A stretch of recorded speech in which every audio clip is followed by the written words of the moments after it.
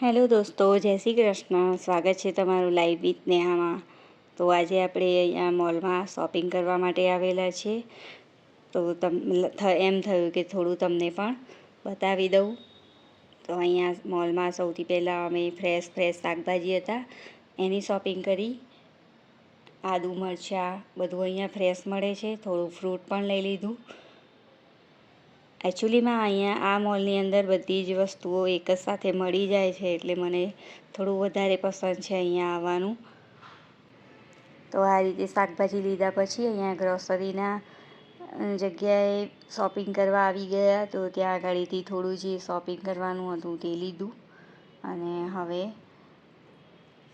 આગળ જોતાં જઈશું. ત્યાં રસ્તામાં જ મને વચ્ચે વર્મિસેલી દેખાઈ ગઈ. તો મને આઈડિયા આવ્યો કે ચાલો આજે ઘરે જઈને વર્મિસેલીનો જ રેસીપી બનાવીએ. તો સૌથી પહેલાં ઘરે આવીને મેં વર્મિસેલીના પેકેટમાંથી સેવો કાઢી.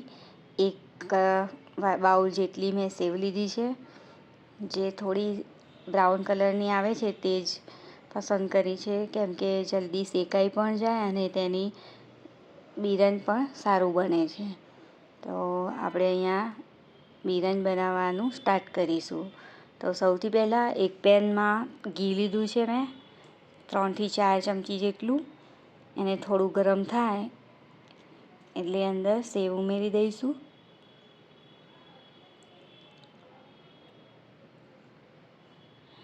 બસ હવે સેવ ઉમેર્યા પછી આપણે એકદમ સ્લો ફ્લેમ પર આપણે એને હલાવતા રહીશું. થોડી શેકાઈ જાય ત્યાં સુધી આપણે એને શેકવાની છે. અહીંયા આપણે ગેસની ફ્લેમને એકદમ સ્લો જ રાખીશું, નહીંતર નીચે ચોંટી જશે. બસ આ રીતે આપણે હલાવતા રહીશું. અને હવે શેકાઈ જવા આવી છે અને સુગંધી પણ સરસ આવવા લાગી છે.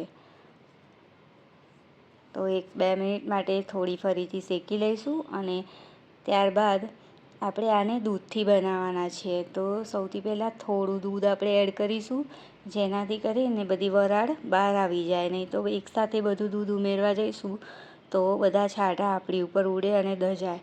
એટલે થોડી વાર પછી થોડું દૂધ બીજું ઉમેરી અને હવે હલાવતા રહીશું.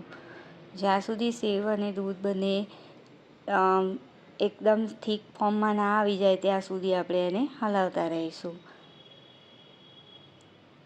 અહીંયા આપણે બિરયાનીમાં દૂધ ઉમેરીને બનાવીએ છીએ તો ખૂબ જ ટેસ્ટી લાગે છે. પાણીથી પણ ઘણા બનાવતા હોય, પણ તેની ટેસ્ટમાં બહુ ડિફરન્સ આવી જાય છે, એટલે આપણે તો દૂધથી જ બનાવીશું.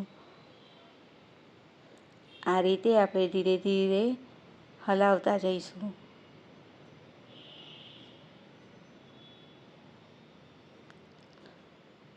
દૂધ થોડું ગરમ છે એટલે ઉકળવામાં જલ્દી ફટાફટ થઈ જશે. આ રીતે ઉકળવા લાગે એટલે આપણે સતત એને હલાવતા રહીશું. અને થોડી જ વારમાં બધું દૂધ અને સેવ મિક્સ થઈ જશે. ત્યારબાદ આપણે એની અંદર ખાંડ ઉમેરીશું.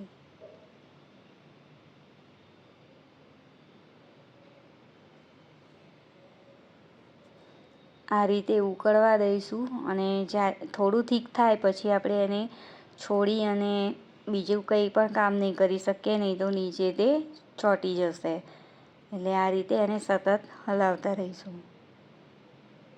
હવે તમે જોઈ શકો છો કે સેવો સરસ ચડી ગઈ છે અંદર અને દૂધ પણ ખાસું એવું આપણું બળી ગયું છે.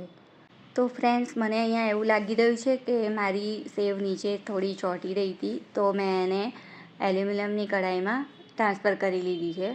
અને હવે તમે જોઈ શકો છો કે દૂધ બધું જ એબ્ઝોર્બ કરી લીધું છે સેવે. તો ત્યાર પછી આપણે એની અંદર ખાંડ ઉમેરીશું. ગળ પણ આપણે આપણા ટેસ્ટ પ્રમાણે ઉમેરી શકીએ છીએ. વધારે કે ઓછું જે આપણને યોગ્ય લાગે તે પ્રમાણે ઉમેરી દેવાનું. સેવ અને દૂધ હોય ક્વોન્ટિટી તે પ્રમાણે આપણે એમાં ગળ પણ ઉમેરી શકીએ છીએ અને મોસ્ટ ઓફ આપણા સ્વાદ પ્રમાણે ઉમેરીશું. આ રીતે હવે આપણે ખાંડનું પાણી થાય અને તે બળે ત્યાં સુધી હલાવતા રહી અને આ રીતે બિરયાની તૈયાર કરી લઈશું. તો આ રીતે એકવાર જરૂરથી ટ્રાય કરજો અને મારી ચેનલને લાઈક, શેર, સબસ્ક્રાઈબ જરૂરથી કરજો. જય શ્રી કૃષ્ણ.